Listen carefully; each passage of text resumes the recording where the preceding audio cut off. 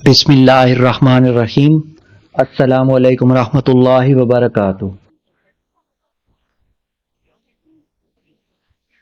Lecture number 28, class 10, unit number 3, page number 58 को हम अपने इस वीडियो लेक्चर में डिस्कस करेंगे। तो सबसे पहले हम एक्टिविटी 3.1 को देखते हैं कि इसमें क्या वो हमसे सवाल कर रहा है। Write a program that takes the age of a person. User क्या इनपुट करेगा?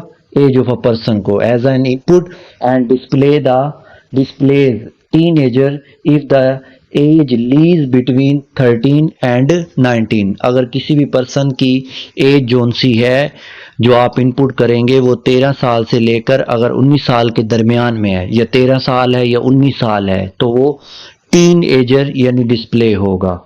तो इस पर हम प्रोग्राम डिज़ाइन करते हैं। सबसे पहले आपने हेडर फाइल को लिखा, इंक्लूड किया, फिर आपने मेन फंक्शन लिखा जो कि रिप्रेजेंट करता है रिटर्न टाइप को और इंटीजर एज, क्योंकि आपने ऊपर ये क्या पढ़ा है, इनपुट एज एन एज नाम का मैंने वेरिएबल बना लिया और उसका डाटा टाइप मैंने क्या रख दिया, इंटीजर। फिर print F enter your age \n new line पर आएंगे और एज को इनपुट कर देंगे। फिर लिखो है कंडीशन, यानी क्या कंडीशन लिखनी चाहिए? अगर एज 13 ईयर से लेकर 19 ईयर्स तक हुई तो वहां पर डिस्प्ले क्या होना चाहिए स्क्रीन पर? टीनेजर। तो अब देखिए यहाँ पर if age greater than and equal to 13, और हमने कौन सा ऑपरेटर इस्तेमाल किया? एंड ऑपरेटर, यानी दोनों कंडीशन का ट्रू होना जरूरी है। और अगर age less than and equal to 19 हुआ तो फिर प्रिंट एफ क्या होना चाहिए? टीनेजर। अब यहाँ पर आउटपुट स्क्रीन में देखें, एंटर यूर एज, ठीक है, यूजर ने कितनी इनपुट की? 13, तो क्या डिस्प्ले हो रहा है? टीनेजर।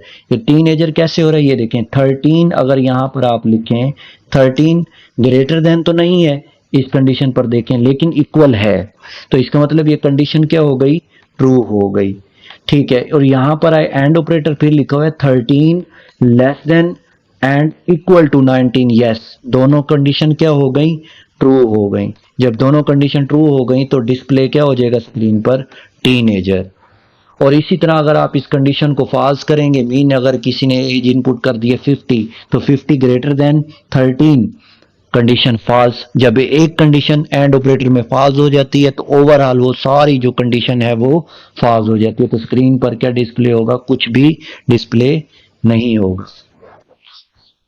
इसके बाद नेक्स्ट एक्टिविटी है हमारे पास, write a program that takes year as input and displays leap year if the input year is leap years are divisible by 4।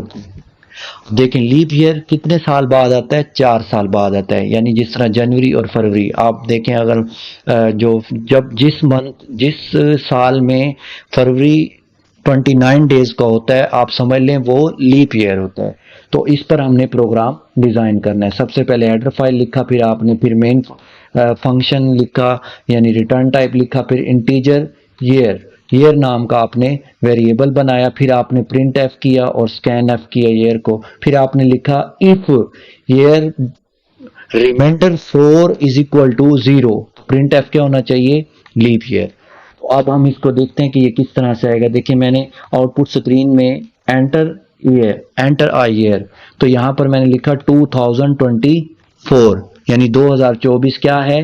Leap year होगा। ये 4 साल बाद आता है। अगर 2028 को चेक करेंगे तो वो क्या होगा?